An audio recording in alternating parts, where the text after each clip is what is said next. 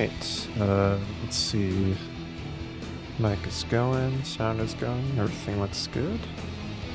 We will start getting in as soon as I can remember what my hotkeys are. That's correct. Okay, I don't know why it still shows all that when I already... Oh, there we go. I just had to press that button. Okay. Let me turn this down.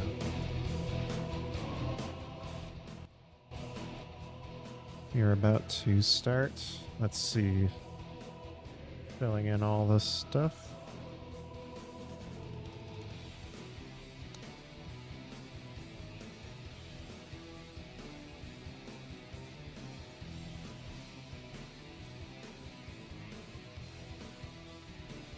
Alright.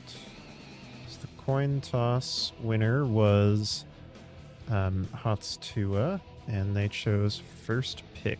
So the map pick goes to Heavy Group Therapy. They shall decide that imminently. Couple of interesting bands from the teams here. Looks like... Is that all good? Yes. All of the 2-lane maps, all two of them, are going to be out. And Alterac and Tomb as well. Alterac is a solid map, it's got to be said. It's always been a crowd favorite, I think, pretty much ever since it was added. Even though they made some interesting choices with that. But Group Therapy does not want to be playing on that tonight. So we shall see what they do pick instead imminently. Let's take a look at the Heavy Group Therapy cured my depression and my diabetes. That's excellent news. I'm so happy that they did that for you. Let's see, Division C. So Group Therapy's had a pretty good season thus far. I know that they have had a couple of rocky ones recently, but it looks like some of my coaching has paid off. They're hot on the heels of Badrats and Zul'jin Distillery here, which is just fantastic. But yeah, they've started to find their groove this season, I think, and we shall see if they continue that this night. Right behind them, though, in the league is HotS Tuah. One of the worst team names I've ever had the displeasure of reading. But, you know, sometimes you've got to cast what you've got to cast. Have they... Man, they're really thinking about this map pick.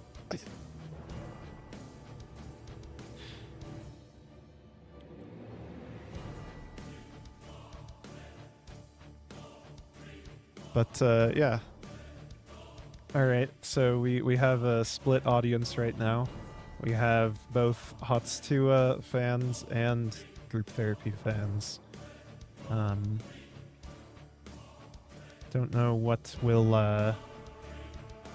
they had some AFK. That's why the map pick is taking a minute. Yeah, I don't know who's gonna win tonight. I'm not super familiar with either... Well, with HotS Tuah. I'm relatively familiar with Group Therapy. Not as much as Greg, but obviously I've gone over some replays with them recently. And at their captain's behest, I am here to cast their game, because the other caster had something else come up, I believe. So now you get the budget cast instead. But, yeah, I don't have anything else to talk about. How's everybody's evening? Are we feeling good about the match tonight? Feeling good about Division C? I played through the new Final Fantasy XIV Arcadion today. It's very fun. Very good time. Finished right for this. All right, looks like Group Therapy has picked Volskaya Foundry. So we'll go there in just a minute. As soon as the lobby is made. But, yeah, there is definitely some hype in the chat. You love to see it. You do love to see it. The HotS Tuah logo is really something as well when you consider the origin of that meme. Really something. All right.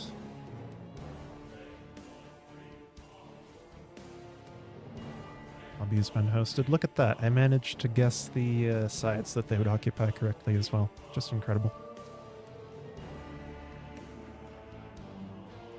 Should be getting in soon. Oh my. Group Therapy has chosen a theme here as well for their profile portraits. Both teams have themed portraits. Wow. This is already a stirring engagement here that we have. Both teams turning up with their full team pride on show. But as soon as we get into the game, you'll be able to see it. Never mind. Group Therapy has one person who is not respecting that. That is a real shame. That might be the advantage gone to the other team with the profile portrait synergy.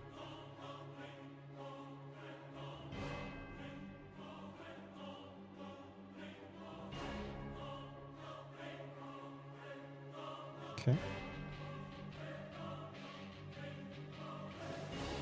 Should be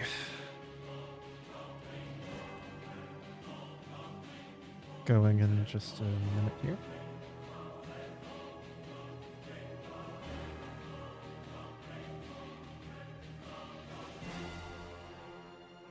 Let's make sure that all of my settings are correct. I do remember that last time I was in a replay, Oliobs just completely went crazy and didn't look good at all. But I did check it today. We're already... Oh! This just in. Pew Pew has changed his portrait, and Heavy Group Therapy is now fully synergized. They've got all 5 parts of Exodia together. All 5... What is that, a dreidel? All 5 dreidels? Yeah.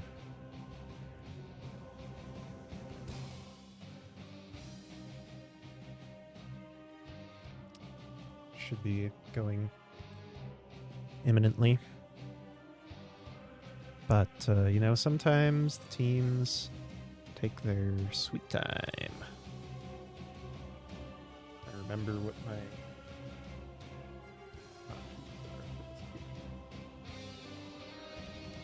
Okay. We can pause that and swap back over here.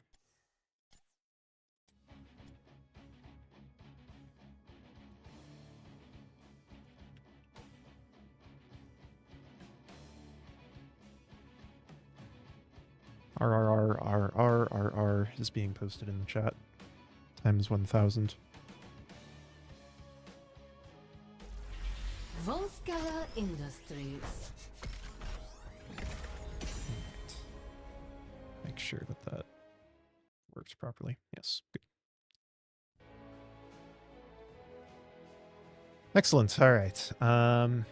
So first pick is going to be on the side of HotS Tuah here, of course. And I don't know what they'll ban here. I think that Teal has been a fan of May a lot recently, so it might be interesting to see if that gets pulled out here or banned. I know that Bird does play a lot of Zeratul, so there's the respect ban. At least I believe it's Bird. Forgive me if I get any of the players wrong specifically. But I I know that Bird has been working on a little something special. Little Lord of Hatred, possibly.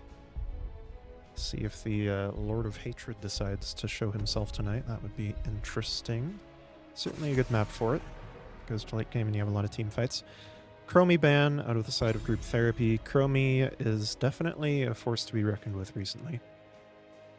I am personally of the opinion that her level 1 talent, Time Walker's Pursuit, is a little overpowered right now, as well as the Slowing Sands upgrade. Medivh ban from the other side. I don't recall which player is Group Therapy's Medivh player, but I know that it's something they've done on occasion in the past. So, some pretty clear respect bans out of the side of HotS Tuah. Possibly for Group Therapy as well. No problem for casting. I probably should cast more games than I do, but I don't think to do it unless people remind me to a lot of the time. Either way, Johanna here from the side of Group Therapy. She was nerfed recently, but still a dominant force. Very consistent, Johanna is. And Rhaegar from the side of HotS Tuah. Interestingly, Rhaegar hasn't received any real nerfs in a fair few patches, but he's still quite powerful. And also equally one of the most consistent healers in the game. Much like Johanna is for tanks. A new Brock first pick from Teal, no May. Very sad, very sad. But a new Brock into Leoric, so both of the frontliners are going to be up first. It strikes me as perhaps a deny pick on the Leoric there to take him that early. Into Greymane Tyrael on the other side. Now that is definitely got some potential to be scary. Greymane can combo quite well with either of Tyrael's ults. With a go for the throat judgment, you can blow somebody apart extremely quickly, or with Cursed Bullet, either one. But usually you'd probably see go for the throat. And Sanctification can just allow Greymane to tear your entire enemy team, or the entire enemy team apart. Give you the extra latitude that you need to avoid dying. But Chen ban as well. That definitely seems targeted. And a Stukov ban from HotS Tuah. Chen is not a common hero for sure. He's definitely one that is more of a niche pick. I've always been a Chen fan, pretty much ever since his rework. I've always really enjoyed Chen's kit. But not a lot of people play him, so seems that one of the two remaining people on the side of HotS Tuah are probably known for that. Shall see what Group Therapy picks here. Malfurion Rexar. Stukov would definitely be an annoying follow-up to a new Brock and Leoric, but Malfurion is a close second with the sleep roots. You can really, really harass the enemy team for quite an extended amount of time with your CC when you're just chaining. Stun after root after silence after stun. And with the Rexar on the side of Group Therapy, they are going for a real beefcake comp here. Real beefy. Double bruiser on both sides as well. The Thrall Diva coming from HotS Tuah. Now this is a match I'm here for. This is the beefiest boy match I've seen in some time. I'm half hoping that Group Therapy goes for another bruiser. I mean, why not? You may as well commit at this point. But yeah, Malfurion should be pretty well suited to be keeping all of his big beefy boys alive in this melee. Kel'Thuzad last pick out of blue team here. That's an interesting one. You can chain to Diva's mech. I'm aware of that, so there are some interesting things you can do. I'm pretty sure the chains would be persistent when Diva hops out of her mech. So I think you can theoretically chain Diva to her own mech and kill her that way, because she has like 2 HP. That would be kind of funny, but yeah, definitely interesting. I think that Rhaegar is a pretty decent healer into Kel'Thuzad, but he can't do a ton to save multiple people at once before he has Ancestral. His cleanse is going to be the main thing that's going to be keeping his team alive here, most likely. But swap to the game overlay. Commence combat Make sure preparation. that that worked as well, because I haven't done this in a minute. Yep, that looks good. All right, so coming into this match here, on the left-hand side, that's not right. Wrong window. On the left-hand side, Heavy Group Therapy is going to be coming in with their kind of beefy blow-up comp almost. They've got a lot of CC chains leading into the Kel'Thuzad combo. With Bird playing Kel'Thuzad, of course, Teal on the Nubarak. Uga is going to be playing the Leoric, Nilo on Malfurion, and Pew Pew on the Rexar. On the right-hand side, HotS Tuah with possibly just as beefy comp as well. Already Teal is going to be engaging. I've been a little bit slow in introducing. That's a full four stack combo from KTZ. Tactical pause from Pew Pew.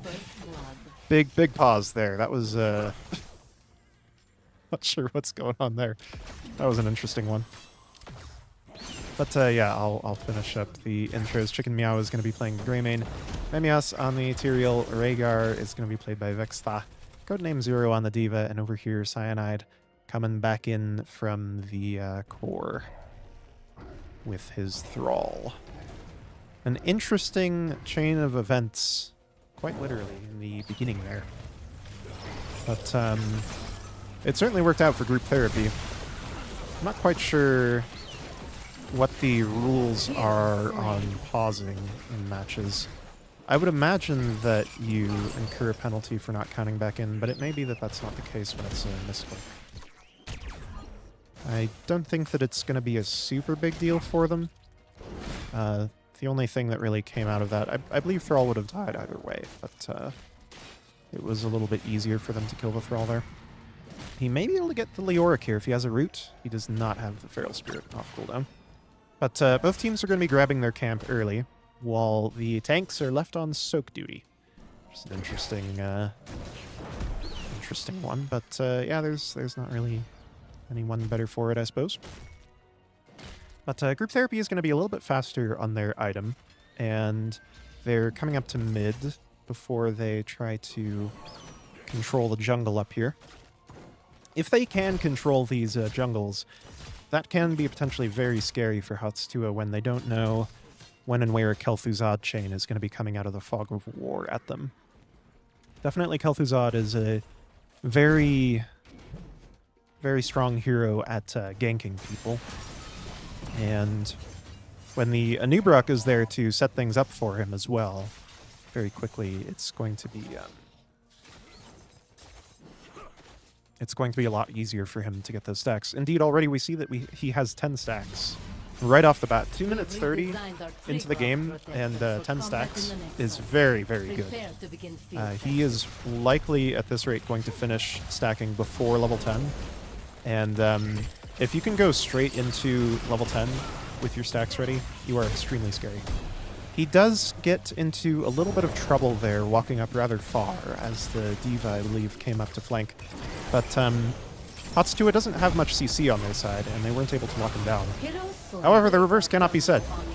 Rhaegar gets stunned and rooted and stunned, and the same happens to Cyanide, because right after that engagement, they still have more CC to throw in.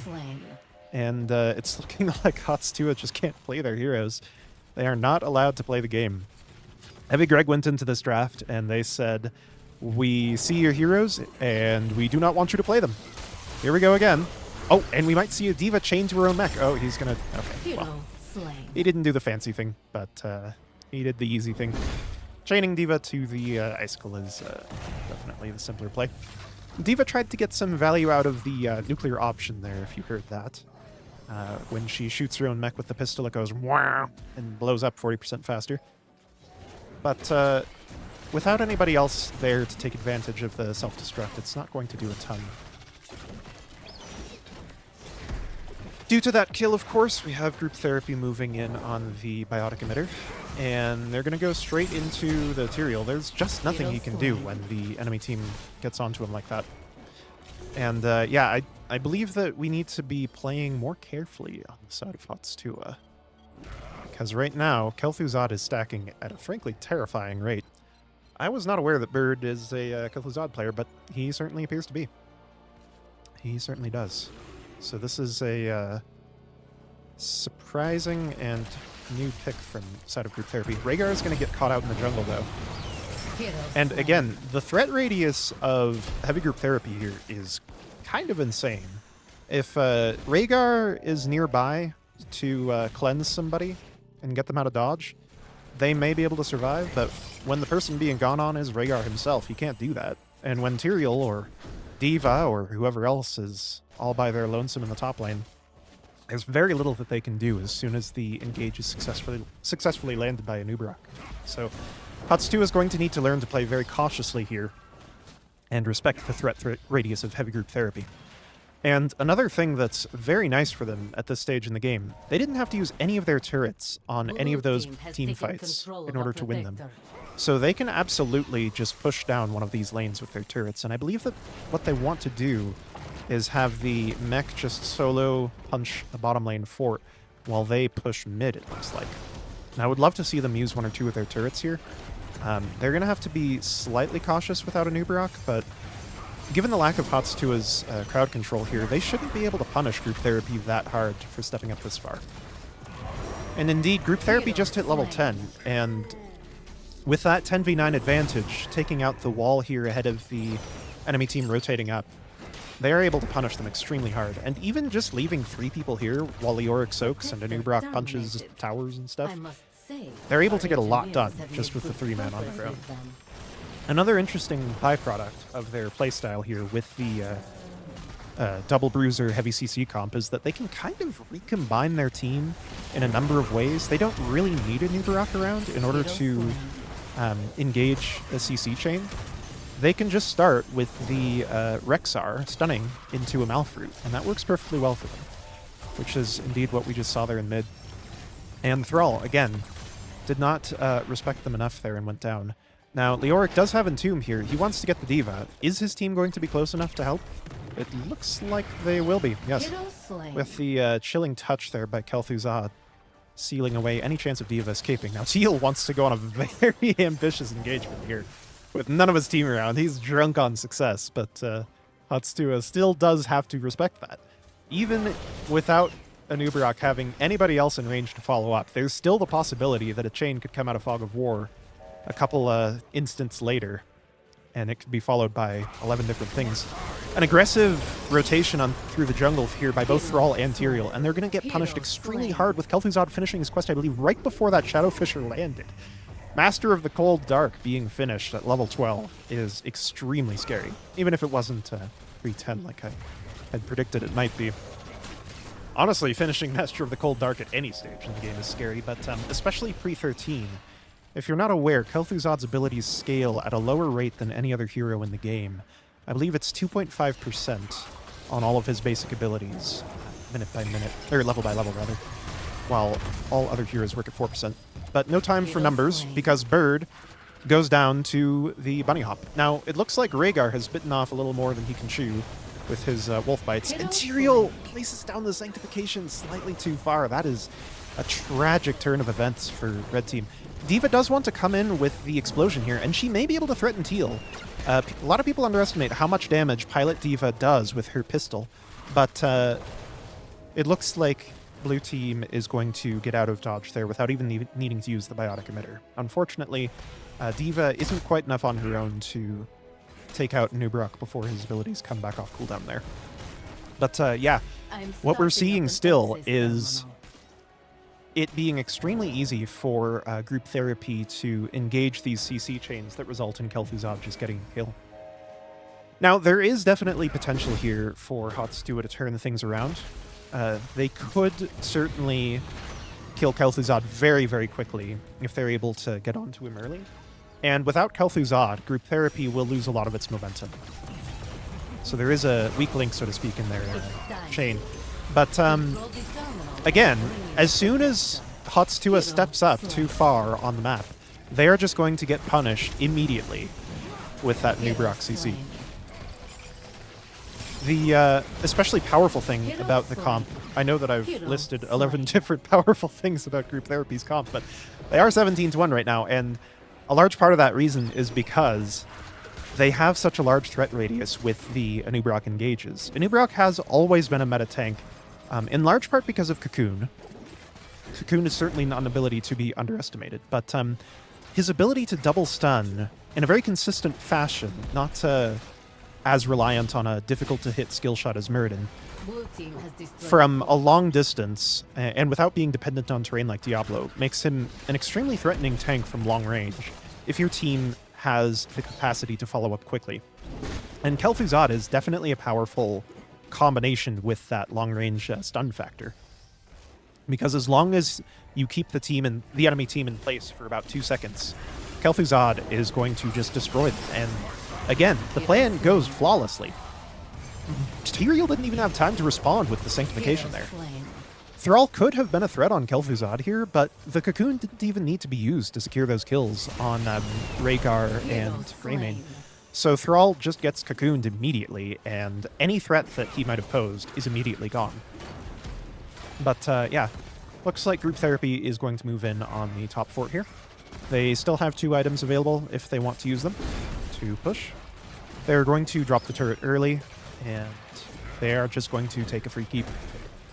They're extremely far ahead on the map at this point. It's definitely not unplayable for HotS Tuah. Group Therapy could make mistakes here that would lead to HotS Tuah winning. However, having catapults already threatening the enemy's core in that top lane at this stage in the game is going to make things very hard for HotS Tuah. And they're going to have to be devoting constant awareness to the parts of the map where they are under threat. Now, it looks like Group Therapy wants to maybe... Okay, they are going to load 2 people into the Protector this time. It is 11 minutes scaled, so that baby is going to have 19.8 thousand health available to it. And that is going to mean that it definitely takes the side of HotS Tuah quite a while to kill it. Teal is tanking the fort, but it doesn't quite survive long enough to kill Teal. He's going to drop the emitter. Greymane wants to kill him, but Malfurion is still in the Protector, is able to keep him shielded. Now, Malfurion in the Protector does mean that Bird doesn't have anybody to get himself out of dodge, which is very sad. But there's still threat here that Group Therapy can pose. They're still in a 4v4, and they still have their healer, where the main DPS carry on the side of both teams is gone. So Group Therapy can definitely continue to contest this. They are going rather back and forth with HotS Tuah right now. Both teams prodding and poking at each other, looking for an opportunity to engage. They may have found one here with that Earthquake catching Malf into the root by Thrall. It is a nice double stun by Anub'arak, but it comes slightly too late to save Malfurion. You do have to be very careful when you have the Protector on your side that you don't let your allies get hung out to dry while the big robot stomps away in its unstoppable form. But yeah, both of the squishies on the side of Group Therapy are going to go down to that counter-engage by HotS Tuah, and that is the threat I mentioned before. HotS Tuah still does have a fairly scary comp at killing people quickly. The Greymane Burst combined with the Thrall can very, very quickly kill their backline if they get onto it. Now, HotS Tuah is going under the fort here, and Teal is going to double stun them. Unfortunately, Bird isn't quite able to land the chains in time to get any kills there, but they do threaten HotS Tuah off of their fort before it goes down. And that means that their position on the map is still unchallenged, even after losing 2 people like that. So, even with that slight lapse in momentum there from Group Therapy, they're definitely still dominant in this game. And immediately they're walking up to re-establish threat presence in the upper jungle here. And as long as Teal and Misha remain in these bushes here watching the points of ingress, there's really nothing that HotS Tuah can do in a safe fashion to explore that and try to stop the biotic emitter from being taken. So it's going to go uncontested. The top camp wants to be cleared by the side of Group Therapy, and clear it they shall. While both teams are just trading their positions around in the lanes and trying to get levels. Now, Group Therapy is, of course, going to aggressively look for a fight here, very aggressively. They are in full vision here, I believe. So the side of HotS Tuah is going to know that they're on the way. But this fort is not really a safe point of escape for them. It's extremely low, and it's going to go down very quickly. Group Therapy does need to be mindful of it being alive. And Bird, again, is going to get jumped on by the D.Va. but she's not able to kill him this time, not with the fort down and the rest of her team CC'd. However, Nubrock does get caught out while the side of Group Therapy was too focused on trying to keep their Kel'Thuzad alive. Kel'Thuzad is arguably a more important component to this, and he is going to get more chains off, but the team totally fragmented there. Group Therapy went for a slightly too aggressive engage for what they were capable of doing at that time. And when their team was fragmented there by the earthquake and the bunny hop forcing people apart, it did mean that they weren't quite able to respond to what HotS was doing. Now, the Kel'Thuzad factor does mean that there's always a chance for the enemy team to just get blown apart, but unfortunately Rexar is going to go on slightly too aggressive of an engage here, and he is going to go down. Kel'Thuzad does manage to get a nice little pull there, but he doesn't have Shadow Fissure, and Thrall is going to get healed up in no time by his Rhaegar and himself. We'll take a bit of a look at talents in the downtime here while HotS is allowed to push the bottom keep uncontested. Fairly standard builds from most of the people on the side of Group Therapy. Auto attack from Leoric. We are actually getting an aggressive engage by Kel'Thuzad. That was a great combo, and Teal is immediately going to be able to follow up on that with the double stun into a rewind. Now, Leoric wants to entomb the Greymane, but he did it slightly early. Malfurion Root, however, is there to make sure that Greymane didn't get out. Now, there is an interesting build from Malfurion here. Essentially full damage out of him with the Root resets. I don't believe there's actually anything that can trigger that, apart from the Bunny Hop. So if he stands in Bunny Hop, he gets an extra Root. But I believe that that's the only thing that can trigger Tenacious Roots to get triggered there. I always thought it was interesting that Tenacious Roots only triggers on stun and not on Root or Silence. It seems a bit silly to me. But yeah, he is going to be doing a reasonable amount of damage with that build though. 34k is heavily outdamaging the Rhaegar in this game. Of course, the Rhaegar really can't afford to step up and bite people, because the moment that he does that, he exposes himself to about 11 different abilities to keep him from controlling his hero. Now, Leoric does have Entomb here, and I would not be surprised if Group Therapy were to turn around and try to fight this, but they want the camp for now. Another equally valid call, to be sure. They turn around from getting the keep and immediately try to get value elsewhere. That is definitely what they should be doing. A Nubrock with that extended engage range from Epicenter is able to get the Rhaegar in a double stun, and Rhaegar goes down just after he's able to activate Bloodlust, but is it going to be enough to turn anything around? It does kill Malfurion. The Bloodlust does allow D.Va to kill Malfurion. And she's actually threatening Kel'Thuzad. I think she's going to kill Kel'Thuzad.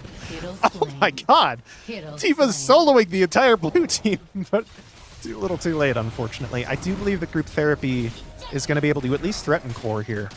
I don't know if they're going to be able to finish it, but they are likely going to attempt it.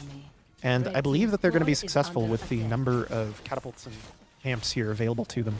3 catapults coming up on the court here with 4 people pushing. Of course, the Nubrock Beetles are attacking the core and keeping it delayed for a little while. Teal did duck out of range just as the core was about to kill him.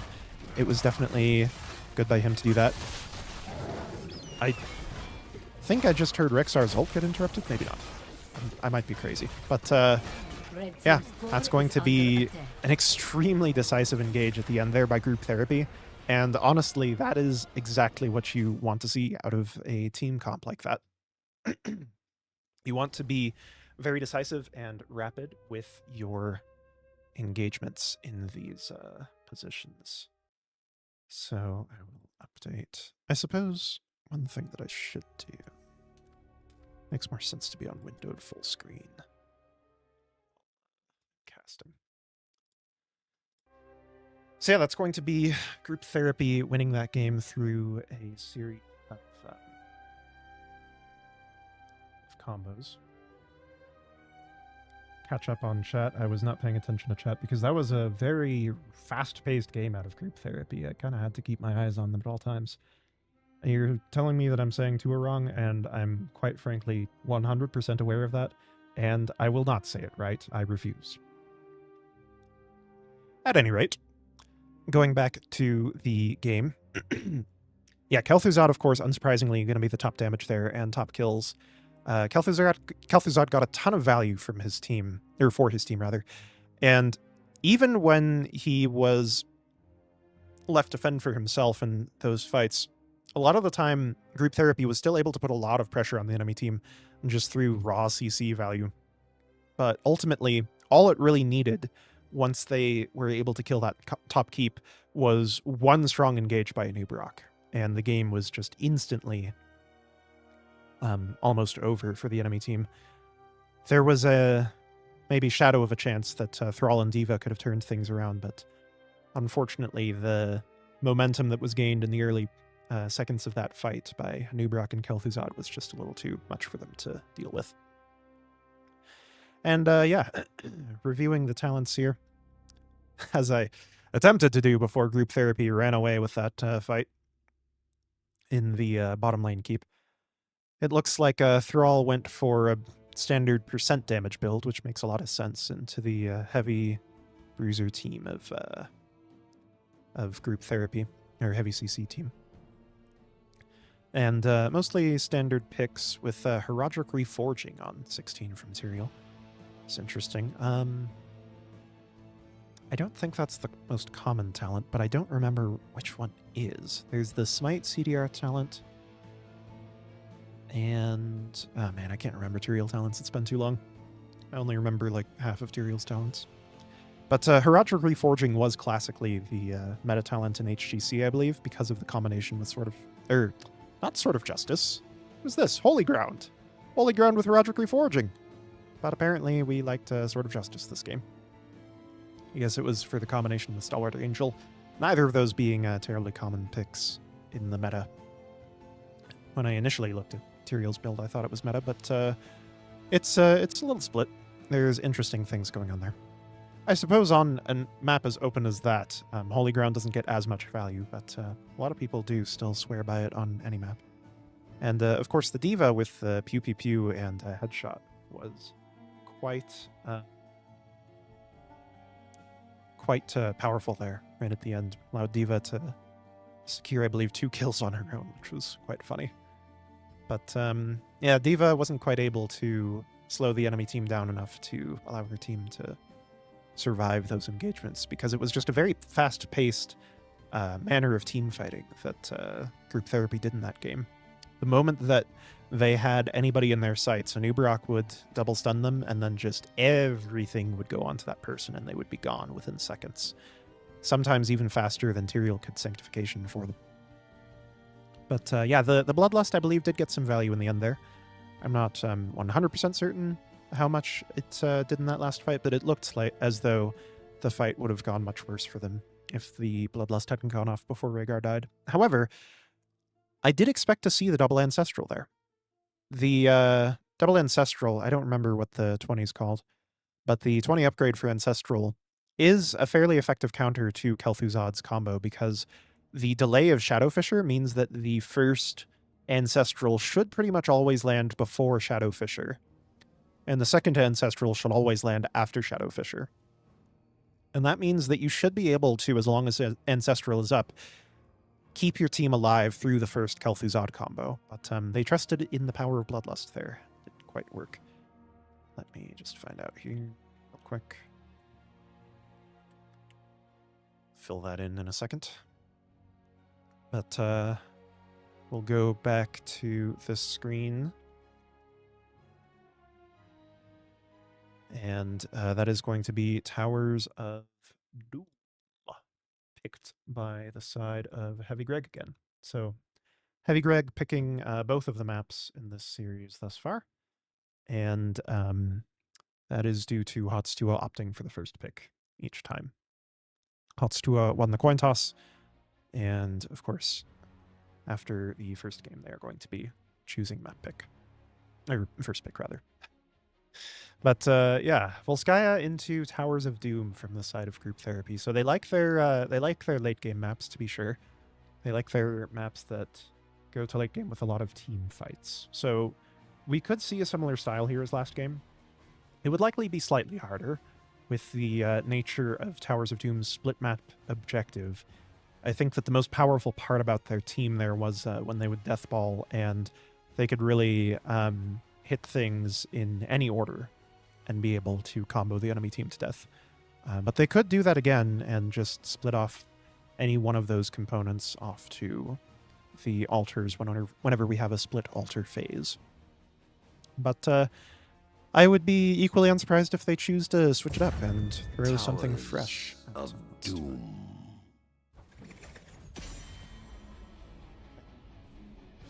So we're going to be going into the draft here.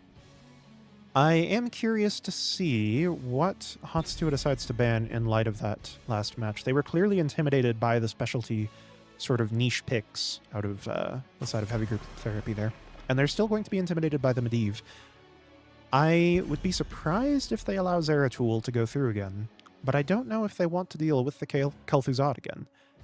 If they pick a team more suited to counter-diving Kel'Thuzad, they may be able to overpower him in these team fights. But equally, it was very scary, that game, and they had a comp that could have dealt with him had the cards played out slightly differently. It is going to be the same ban out of the side of group therapy as well. I believe last game HotS banned Medivh second and Zeratul first, so we'll see if they ban Zeratul again. Yes, here's going to be the Zeratul ban. So yeah, if we see the same ban from group therapy as last time, which I am racking my brain, I know it was another niche pick. Chen? No. Chen was third ban. But we'll see what the second ban is here from group therapy. And we shall be going soon. One thing to note, if you haven't played... That is not the same ban. I don't remember what it was. That is different. One thing to note, if you haven't played any Heroes of the Storm recently, and you're just tuning in to support your favorite team, Johanna, I believe, was actually the ban out of the side of group therapy. So no Johanna ban, and she is instead going to be picked immediately this time by the side of HotS Tuah. But yeah, as I was going to say, the draft timers have been cut short in Storm League specifically.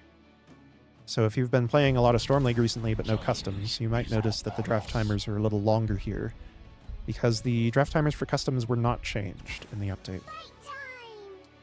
But that is going to be Dahaka and Brightwing for the side of group therapy. It is definitely a global initiation into the draft by them.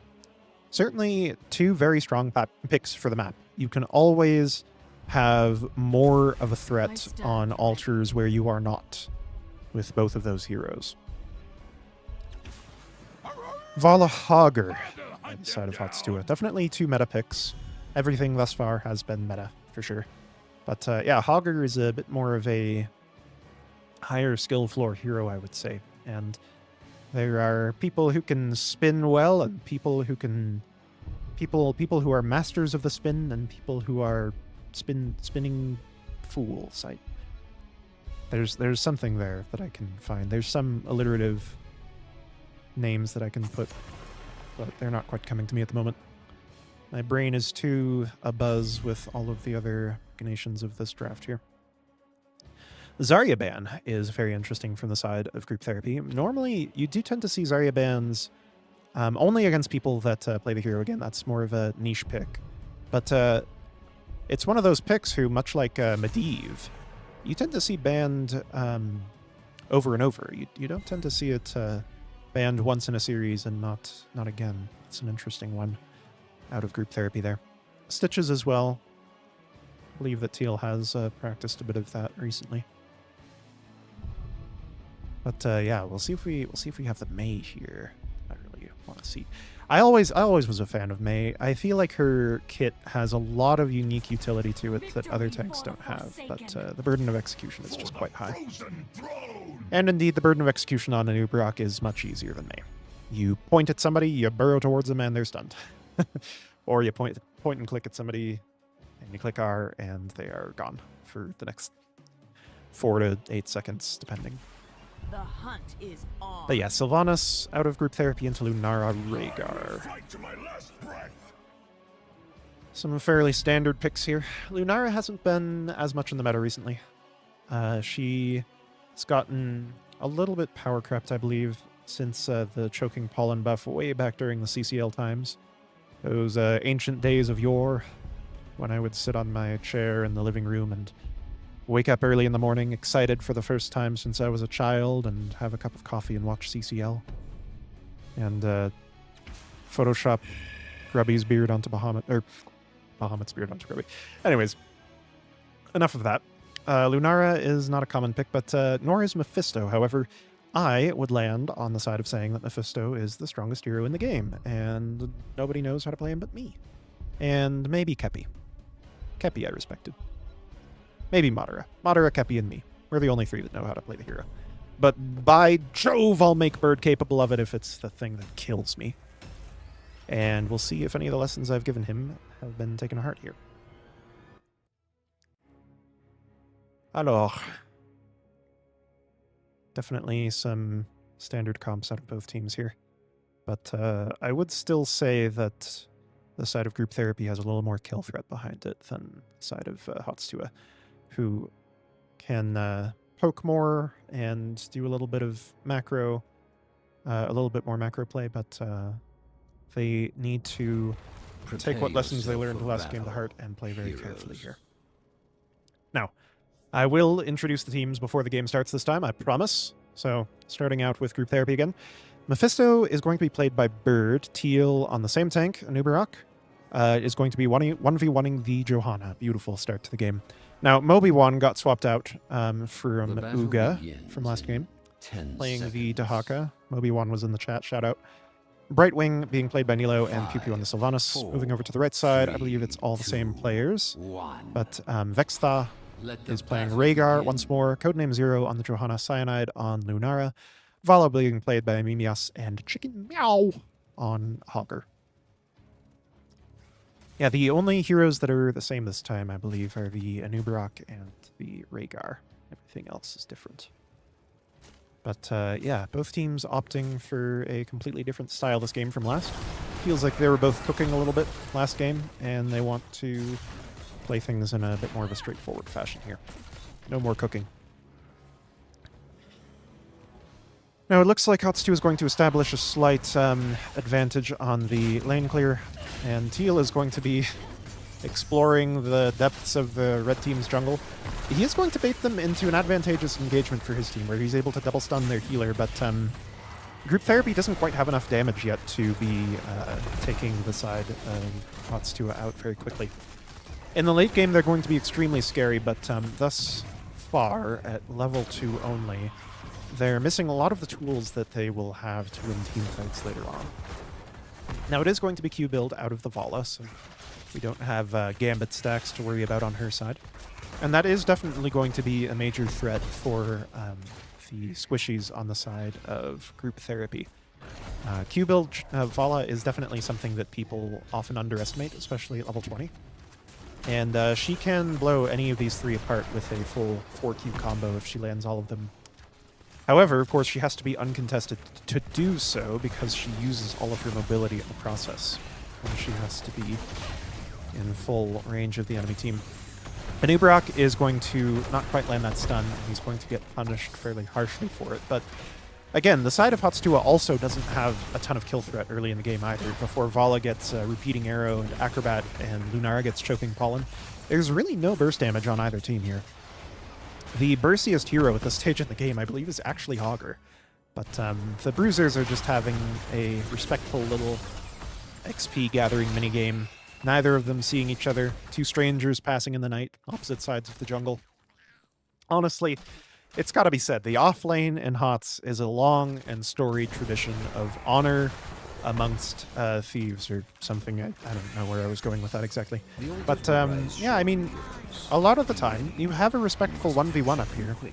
Or alternatively, you guys just allow each other to gather soak, and you don't harass each other. Neither of you have done the other one wrong, you know, and then your enemy Zeratul or Genji or whatever bullshit comes rotating up to your lane and just kills you, and it's frankly an indictment of assassin players. And I won't admit that I'm an assassin player. I might be, but I won't admit that. Go forth and claim So anyways, heading into this first objective here, Mephisto is stacking decently well on his Q, but he's not going to have it in time for any fight in the near future. Sylvanas does slightly overcommit. I believe that she did E forward there. And before the Dahaka is able to join the fight, Sylvanas is going to go down. Unfortunately, Dahaka may be soon to follow. He still has full essence, so I believe that he'll be fine here. But group therapy definitely needs to be careful that they don't overcommit to a fight in which they have already lost the advantage. And they are going to get out there. Everybody save Sylvanas is going to live to tell the tale. But that is going to be some extra pressure for the side of HotS Tuah. They are going to be able to get onto that fort. Teal nearly landed the double stun onto Vala. Mephisto was not there to help follow up, so likely wouldn't have resulted in a kill, but she dodged out of the way anyways. It did almost mean that HotS Tuah overcommitted to that, with the double stun nearly landing and then Johanna dropping low enough that she could no longer stand in front of her team. But they are going to back out in time. They have learned their lesson from first game, and they are definitely respecting the threat radius of group therapy. Now, that threat radius is going to effectively expand as the game goes on, and Mephisto's ability to one-shot people is going to be increased. I believe that he is going to be going for the one-shot Q build. I don't know if he'll take Lightning Reaction. It is a thing that I know that he wants to get better at using. Rather early Z by the Brightwing onto the Nubrock there. But either way, both teams are at present roughly even in the lane. Neither wants to allow the sappers into the Edison's fort.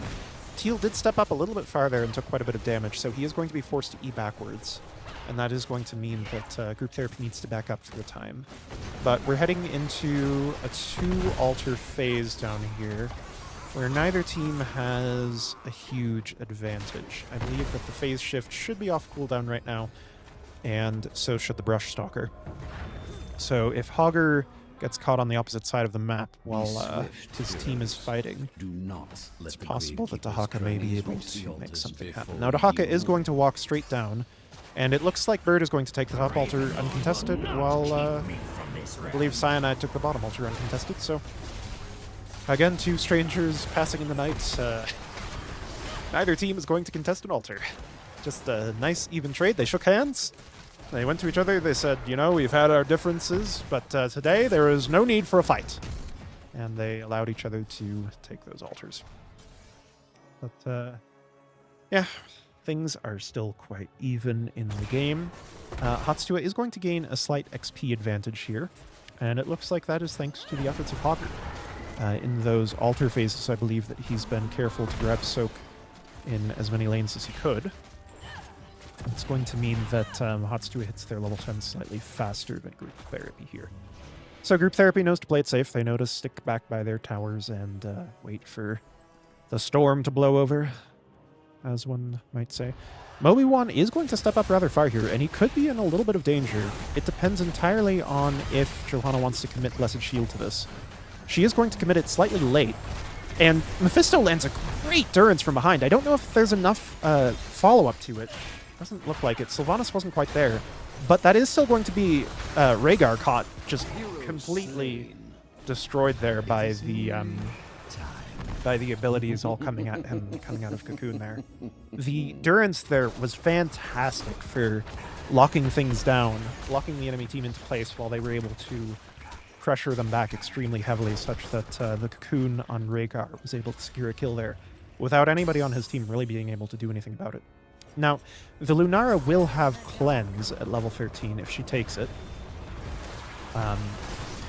Spell Armor would also be a viable option, but if she does take Cleanse, she may be able to stop similar things from happening in the future. Now, HotS Tuah is going to come in here and contest this altar, but there's still 3v4, and there is the threat of Dahaka and Mephisto landing another great Durance from the bush. It's going to force the Ancestral out, and unfortunately Sylvanas played a little bit far up. I don't know whether Dahaka used Brush Stalker and it was interrupted there. Looks like it is off cooldown at the moment.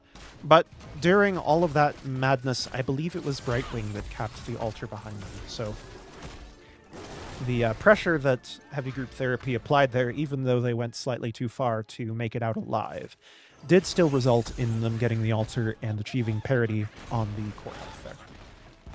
So I didn't swap the overlay. Whoops. Nobody in chat told me to swap the overlay. Oh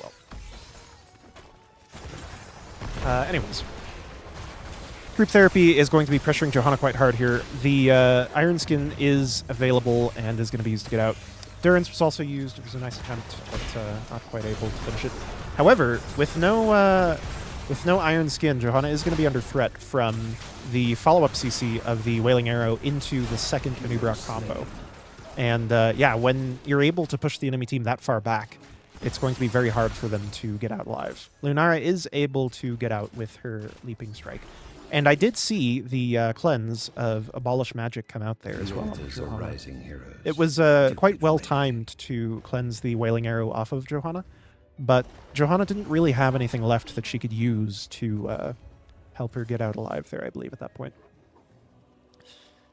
With that said, Heavy Group Therapy does want to contest the right-hand side. It looks like they're not going to commit anybody to the left-hand altar yet. They're throwing instead all of their eggs in one basket for the moment.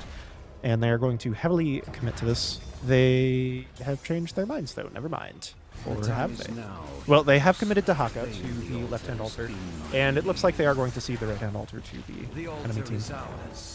So the call was amended there, it would seem, to go and just take an even altar split. Both teams still at exact parity on core health. But the level gap for HotS has continued to grow. I believe that Hogger has continued to outsoak the Dahaka throughout this game. And that does mean that they are going to get a couple of important talent advantages coming up here. They may have actually had 13v12 in that altar fight, I'm not quite sure. That may be why Group Therapy decided to back off. Johanna does have Blessed Shield here, and Group Therapy does need to be aware of that as they try to keep these sappers from coming in. Sylvanas is able to use her trait to great effect there. The sappers, I believe, are in range. I'm not sure if that Wailing Arrow was intended for Johanna or the sappers, but either way, they did keep the sappers from going in. Wailing Arrow was committed to stopping it. But HotS does have a strong presence here on the side of Group Therapy. Anubrock is going to go in. He's going to cocoon the Anubrock the Rhaegar straight away. And Johanna does, I believe, she's run out of all of her abilities again. And that's a massive problem for her when she's that far up. Johanna is not a tank that can get out of danger very easily as soon as she's used Iron Skin. And once Iron Skin has been used, Group Therapy knows that they can press the advantage like that and just run towards the enemy team. Now, enough time has passed in this fight that Black Arrows is fully off cooldown, and they can actually dive under this fort for Vextha. And I believe that they're going to get that kill. They do need to be slightly aware of the fort turning back on, however, Pew Pew does get out of range right before the fort lands any more than 2 shots on him. They are going to get the fort right before the altars, which is a great advantage for them. 2 5-altar shots, as well as a 3-altar shot from the enemy team, or 3 bell towers, rather, shots, is going to mean that suddenly Group Therapy has a 7-point core advantage, going from 24, or 27-27, I believe. Or no, yeah, 24 was right. Going from 24-24 down to 21-14, all in the span of about 20 seconds as they chased the side of HotS back to their fort over there. Red team has destroyed a fort. Now, we are going to see the side of Group Therapy stepping up and trying to threaten HotS, but HotS has learned their lesson. They're not going to fall for it. And they are going to play it safe on the rotation from bottom to mid there, going back into their death zone to keep anything untoward from happening. We do have another aggressive push by Heavy Group Therapy into this tower. They can afford to do it with Sylvanas, but they do need to be careful that they don't get caught out as they have been before with the Blessed Shield into Leaping Strike.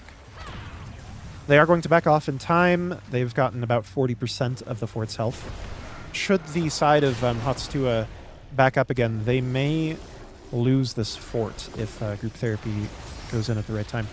Blessed Shield is off cooldown, and Anubrock needs to be very careful, but HotS just barely misses their window to engage on the side of Group Therapy there. All of the cooldowns for Group Therapy will soon be up. I believe they already are by this point. And HotS is aggressively pushing for a fight here. They no longer have the XP advantage that they did before, but Group Therapy is still playing it coy, waiting for the altar to come up and biding their time for the perfect engagement. And we'll see if Teal finds it here. He decides to cocoon the Johanna this time and goes in on Rhaegar. I think that Durin's nearly landed on Rhaegar there, but it is going to result that cocoon in the Vala going down to the Mephisto burst damage. Now, Hogger is able to apply a lot of pressure, as is Lunara. Teal is going to be extremely low here, but Mephisto this whole time is shelling their entire team while Sylvanas just goes around the fight every which way, and Dahak is just slugging people with his massive HP bar and his sharp claws. Teal wants to get the Rhaegar. If they're not careful, they could inadvertently see the bottom altar for it, but it looks like Lunara doesn't want to be too careless at this point. She is able to chunk Mobi-Wan fairly low, and within range that she could threaten to kill him. But equally, Bird does have kill pressure on her still as well. Now, the Rhaegar did go down up in the boss jungle, I believe, somewhere around there, while the side of Group Therapy was capping that altar. Lunara also wants to get this Brightwing. She may be able to, but not quite. Not quite.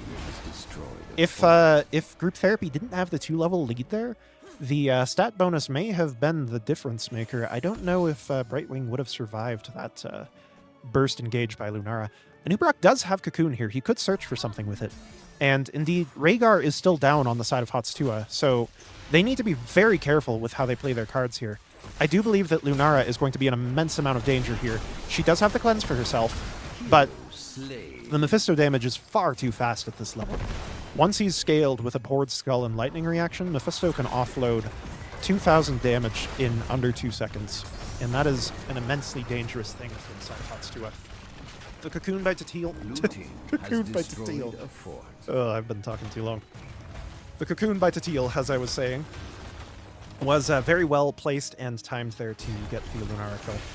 But again, it is the same problem that HotS Tuah fell victim to in the first game of not respecting the threat radius of heavy Group Therapy.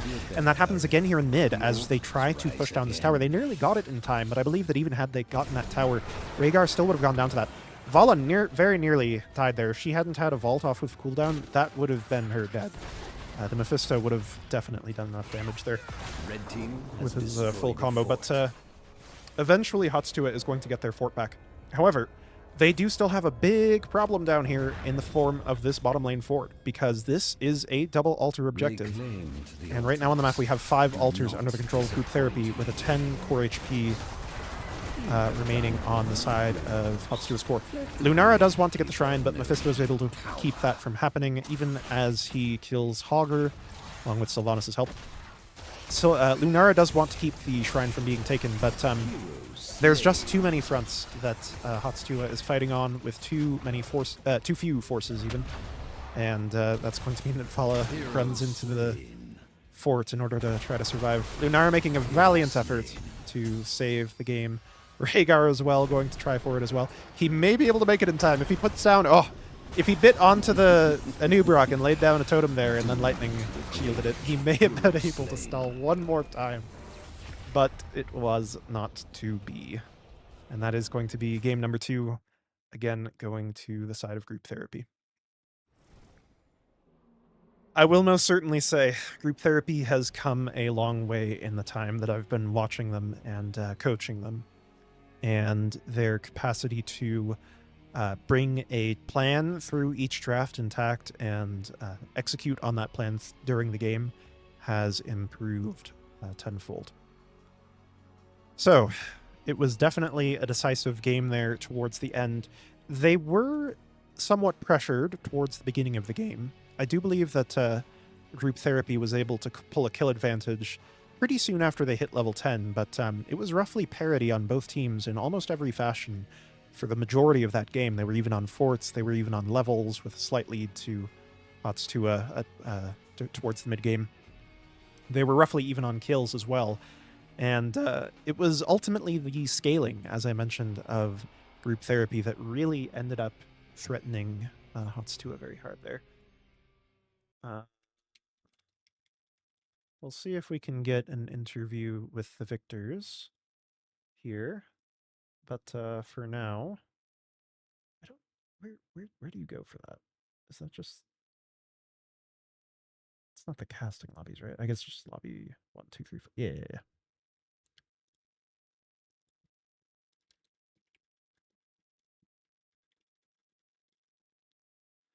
But anyways, as I was saying, there was also some scaling potential out of the side of HotS Tuah that could have definitely been a threat, especially the level 20s from the side of HotS Tuah would have been extremely powerful for winning those late game fights there, but they weren't quite able to make it to level 20 before they lost the game, unfortunately. Usually, Towers of Doom is a map that sometimes you can expect that you get just on the verge of it, but you do usually get past 16. Now, I've just realized, I don't know how long you've been in here, Moby1. I'm sorry, but I have... Not long. Not okay. long at all. No, I appreciate you casting. have my Discord noises turned off, and I just realized that a second ago. All good. No. And I appreciate you and all the nice words and the coaching. The nice words especially as with you saying that we've come a long way. Appreciate that. Mm-hmm. There's also going to be Thorfinn joining us. Thorfinn! As Yes. Hey. as Askeladd would say. Your name is a reference to Vinland Saga, right? I'm not crazy? Yeah. Okay. Yeah. Yes, it is.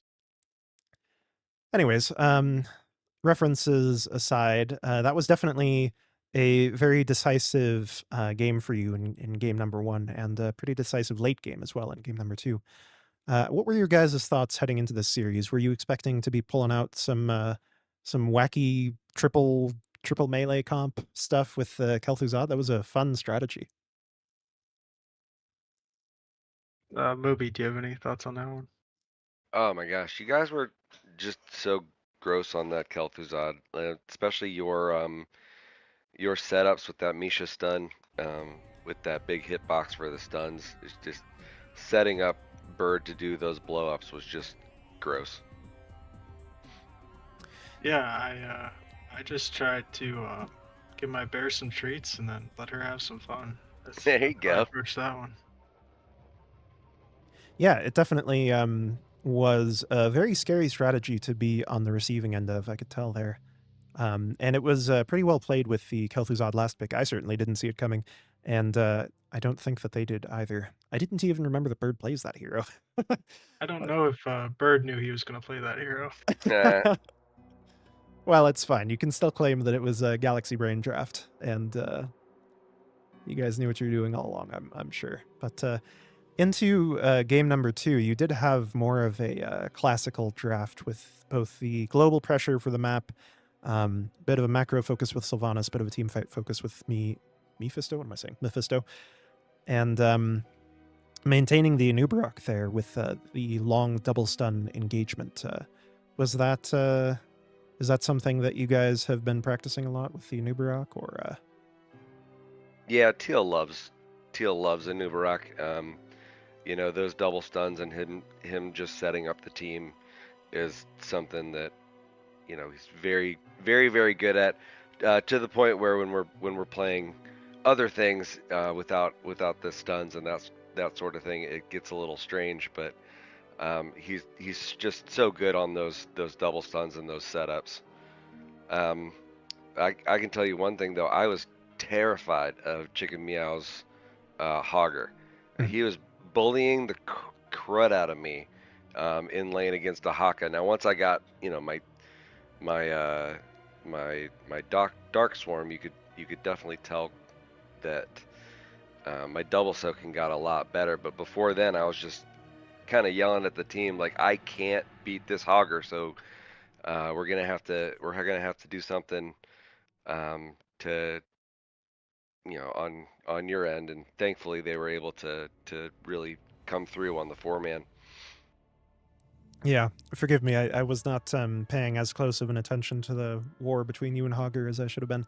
I noticed that you guys were being very courteous in the early game, just clearing lanes, not touching each other at all, but I guess that went downhill pretty quick. Oh no, it wasn't courtesy. It was me being terrified of him. Oh, I see. Well, you know, it was like I'm running away. disengagement is the easiest form of courtesy, I suppose. Running That's away right, from fights that's right. means that you never piss anybody off. Something like that. Mhm. Maybe you do, anyways. I don't know. Anyways, what am I talking about? I don't know.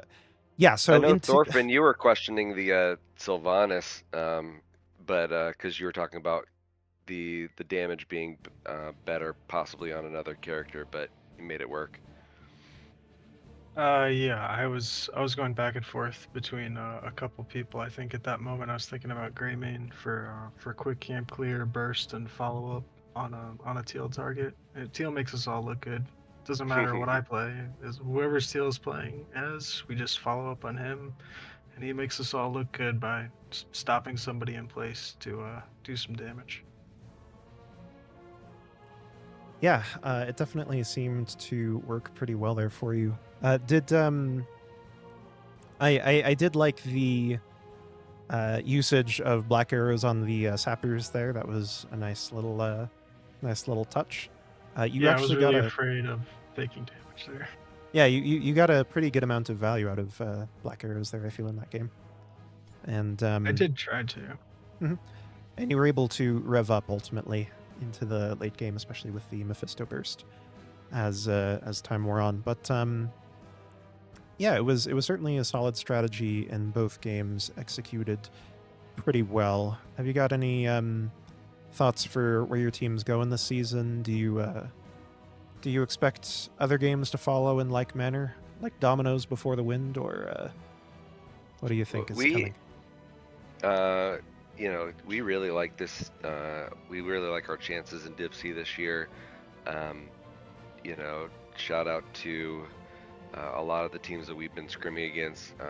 We've scrimmed against HotS Tuah and Pepegas on ice, and we're really liking our competition, but we're liking our chances this year to really do well in Div C, and we're looking forward to Zul'jin Distillery soon, because they're I think tied with us for the top of the division right now. So we're really looking forward to just really see where this can go. Excellent. Any other final thoughts, either of you, on the series tonight, or any shoutouts that you want to give either? Yeah, I would just want to thank Bird and Teal for bringing me in and letting me participate. I've been having a lot of fun, and I just hope to continue having some well contested games, competitive.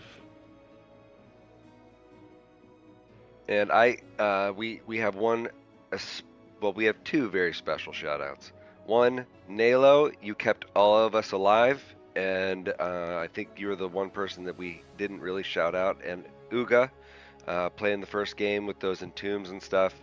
You guys, keep our team together.